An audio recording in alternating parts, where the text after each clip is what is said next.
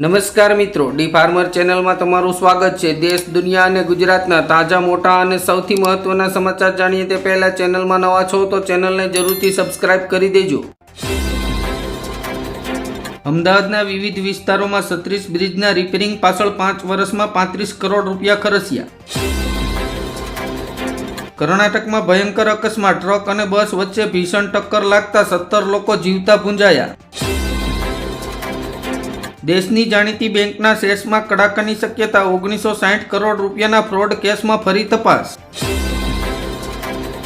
સુરતના અલથાણ વિસ્તારમાં કાળજું કંપાવી દે તેવી ઘટના, માતાએ માસૂમ પુત્ર સાથે 14મા માળેથી લગાવી સલાંગ, પુત્રનું મોત, મહિલાની હાલત ગંભીર।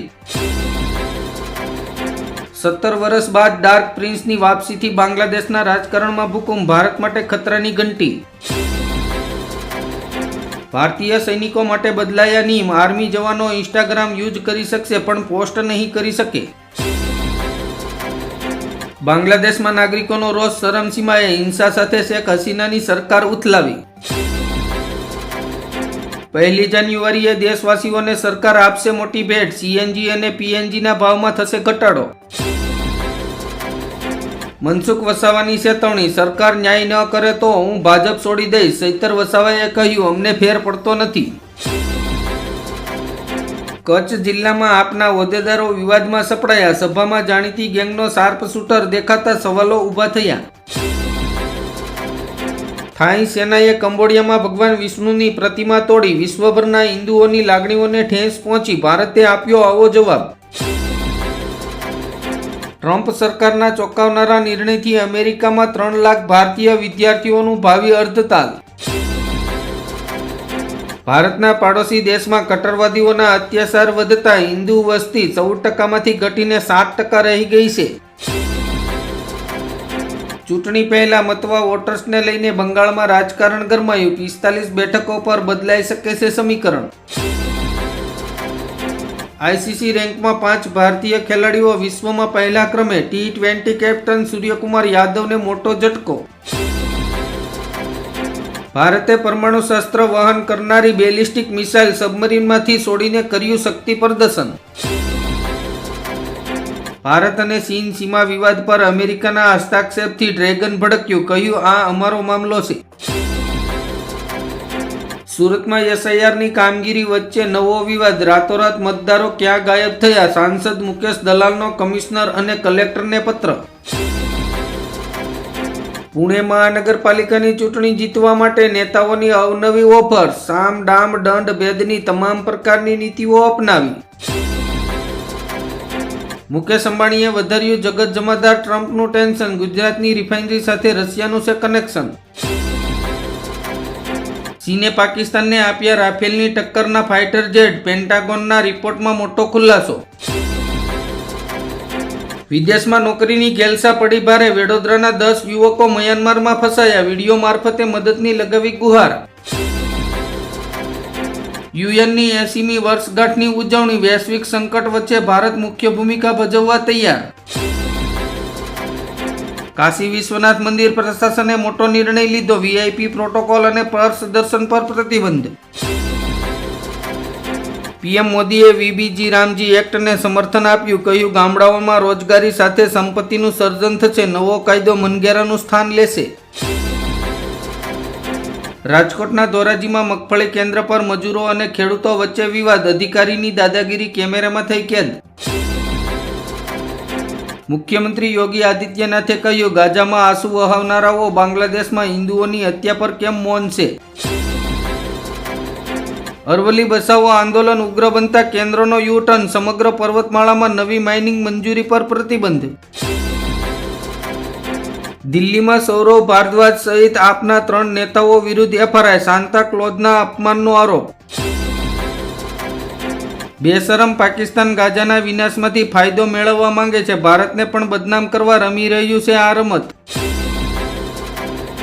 સ્વર્ગના દરવાજા ખુલી ગયા, ભગવાન કરે તેઓ મરી જાય, ક્રિસમસ પર ઝેલેન્સ્કીએ પુતિનના મોતની કામના કરી। ઈડીએ ગુજરાત સહિત 5 રાજ્યોમાં ડિજિટલ એરેસ્ટ મુદ્દે 11 સ્થળોએ પાડ્યા દરોડા, 1 મહિલાની ધરપકડ। કર્ણાટકમાં સત્તા સંઘર્ષ યથાવત, શિવકુમારે અચાનક જ ખડગે સાથે કરી મુલાકાત, સીએમ બદલવાની અટકળો તેજ. ચૂંટણી આવ્યું બાંગ્લાદેશ, સંબંધો સુધારવા યુનુસ સરકાર ભારત પાસેથી મોટા પ્રમાણમાં ખરીદશે ચોખા. આરબીઆઈએ લગાવી રોક, 3 કલાકમાં ચેક ક્લિયર થવાના નિયમ હાલમાં લાગુ નહીં થાય. ગુજરાતથી દિલ્હી સુધી અરવલ્લીમાં માઇનિંગ કરવા પર સંપૂર્ણ પ્રતિબંધ, કેન્દ્ર સરકારનો મોટો નિર્ણય. ભાવનગરમાં છેલ્લા 7 માસથી સિટી બસ સેવા બંધ, 20 જાન્યુઆરીએ ઈ બસ સેવા શરૂ થશે. ક્રિસમસ પહેલા બાંગ્લાદેશના ઢાકામાં ફરી બબાલ, પેટ્રોલ બોમ્બ બ્લાસ્ટ કરાતા એકનું મોત. બગોદરા અને સાપુતારા હાઈવે પર દંપતી સાથે લૂંટનો ભેદ ઉકેલાયો, 2 લૂંટારાઓની ધરપકડ, કાર સહિત મુદ્દામાલ રિકવર. સુરતના મગદલા નજીક દરિયામાં કોલસો ભરેલી બોટ પલટી, 5 શ્રીમકોને બચાવી લેવાયા. રસ્તાના કામમાં વેઠ ઉતારી તો ખેર નથી, સીએમ ભૂપેન્દ્ર પટેલે સ્વાગત કાર્યક્રમમાં અધિકારીઓનો ઉધડો લીધો. અંબાજી મંદિરમાં ચાલતી રાજાશાહીને હાઈકોર્ટે લગાવી ફટકાર, હવે બદલાઈ જશે ઇતિહાસ. ઇન્ડિગોની મોનોપોલી ખતમ, કેન્દ્ર સરકારે નવી 3 એરલાઇન્સને આપી મંજૂરી. ભાજપના મહિલા નેતાએ દિવ્યાંગ મહિલાને અપશબ્દો કહ્યા, ટીકા થતા પાર્ટીએ ફટકારી નોટિસ. મુખ્યમંત્રી ભૂપેન્દ્ર પટેલે શરૂ કર્યું ડાયાબિટીસ નિયંત્રણ અભિયાન, શાળાના બાળકોનું થશે મફતમાં સ્કેનિંગ. બાંગ્લાદેશમાં હિંસા વકરી, હિન્દુઓના ઘરને કટ્ટરપંથીઓએ આગ ચાપી હોવાનો આરોપ. વડોદરાના કરજણમાં સરકારી અનાજ સગેવગે કરવાનું કૌભાંડ ઝડપાયું, કરજણ પોલીસે લાખો રૂપિયાની કિંમતનો સરકારી અનાજનો જથ્થો ઝડપી પાડ્યો, અનાજ માફિયાઓમાં ભારે ફફડાટ.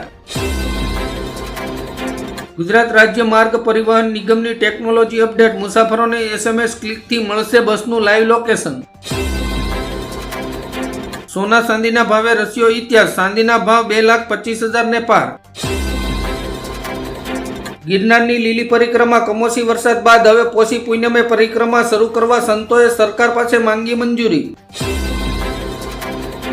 જગતનો તાત લાસાર, પાટણની શાન ગણાતા લાલ સટાક ગાજરે આ વર્ષે ખેડૂતોની કમર તોડી. પાકિસ્તાનની સરકારી એરલાઇન્સ કંપનીની થઈ હરાજી, આફરી હબીબ ગ્રુપે PIAને 135 અબજમાં ખરીદી. ગીર સોમનાથમાં નાળિયેરીના અસ્તિત્વ પર સંકટ, મસી રોગના કહેરથી ખેડૂતો બગીચા કાપવા મજબૂર. સુરેન્દ્રનગરમાં ઈડીના દરોડા બાદ મોટી કાર્યવાહી, નાયબ મામલતદાર ચંદ્રસિંહ મોરીની ધરપકડ, કલેક્ટર પર તોળાઈ રહી છે ધરપકડ. દાહોદમાં પ્રતિબંધિત સિંગલ યુઝ પ્લાસ્ટિકનો જથ્થો ઝડપાયો, નગરપાલિકા અને GPCBની સંયુક્ત કાર્યવાહી. યુપી બિહાર સહિત 15થી વધુ રાજ્યો માટે કોલ્ડ ડેની ચેતવણી જારી, રાજસ્થાન, મધ્યપ્રદેશ, છત્તીસગઢ, ઝારખંડ અને ઉત્તર પૂર્વીય રાજ્યોમાં ગાઢ ધુમ્મસની આગાહી. ભાવનગરમાં પ્રેમ લગ્ન વિવાદે લીધો હિંસક વળાંક, સમાધાનની બેઠકમાં 15થી વધુ લોકોએ કર્યો હુમલો.